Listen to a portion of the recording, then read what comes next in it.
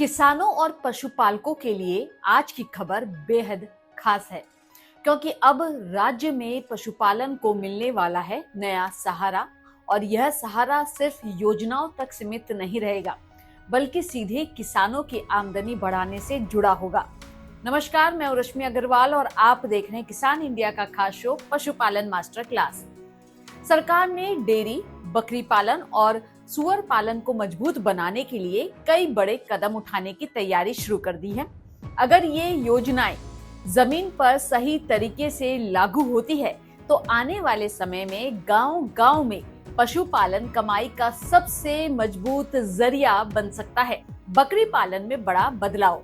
सबसे पहले बात करते हैं बकरी पालन की, क्योंकि छोटे और सीमांत किसानों के लिए यह हमेशा से कम लागत वाला और भरोसेमंद व्यवसाय रहा है।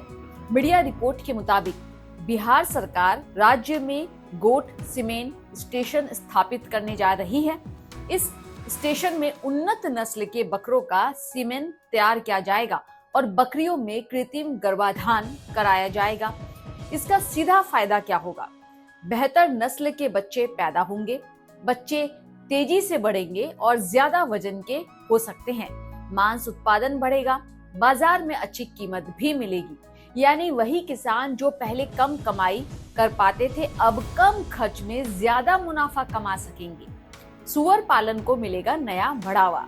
अब बात करते हैं सुअर पालन की।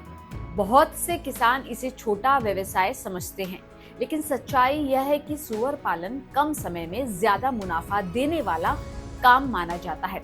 इसी को ध्यान में रखते हुए सरकार सुअर प्रजनन अनुसंधान और प्रशिक्षण संस्थान स्थापित करने जा रही है। यह संस्थान किसानों को देगा उन्नत नस्ल की जानकारी, आधुनिक पालन की तकनीक भी बताएगा और साथ में सही खान पान और देखभाल का ट्रेनिंग भी देगा। बीमारी से बचाव के तरीके। इससे न सिर्फ किसानों की आमदनी बढ़ेगी, बल्कि गांवों में नए रोजगार के अवसर भी बनेंगे। डेयरी किसानों के लिए बड़ी तैयारी। अब बात डेयरी सेक्टर की, जो बिहार की ग्रामीण अर्थव्यवस्था की रीढ़ माना जाता है। सरकार हर गांव में सुधा दूध बिक्री केंद्र खोलने की योजना बना रही है। इससे किसानों को दूध बेचने के लिए दूर शहर या बाजार नहीं जाना पड़ेगा। गांव में ही मिलेगा सही दाम, समय पर भुगतान, दूध की आसान बिक्री। इसके अलावा मधेपुरा में 50 किलोमीटर क्षमता वाला शीतक केंद्र भी तैयार किया जा रहा है। इससे फायदा होगा कि दूध खराब होने से बचेगा, भंडारण आसान होगा, डेयरी किसानों का नुकसान भी कम होगा, कमाई स्थिर और सुरक्षित बनी रहेगी। पशुओं की सेहत पर खास ध्यान। पशुपालन में सबसे बड़ी चुनौती होती है पशुओं की बीमारी। अगर पशु बीमार पड़ जाएं तो दूध उत्पादन घट जाता है और किसान को भारी नुकसान उठाना पड़ता है। इसी समस्या को दूर करने के लिए राज्य में वन हेल्थ प्लेटफॉर्म स्थापित किया जाएगा। इसके जरिए आसान होगी रेबीज की जांच और इलाज, ब्रुसेलोसिस की पहचान, तपेदिक जैसी बीमारियों का उपचार। जब पशु स्वस्थ रहेंगे तो उत्पादन बढ़ेगा और किसानों की आमदनी भी दोगुनी होने की राह पर जाएगी। ग्रामीण अर्थव्यवस्था को नई ताकत। अगर इन सभी योजनाओं को एक साथ देखें तो साफ समझ आता है कि सरकार का बड़ा फोकस सिर्फ पशुपालन बढ़ाने पर नहीं, बल्कि गांव की पूरी अर्थव्यवस्था मजबूत करने पर भी है।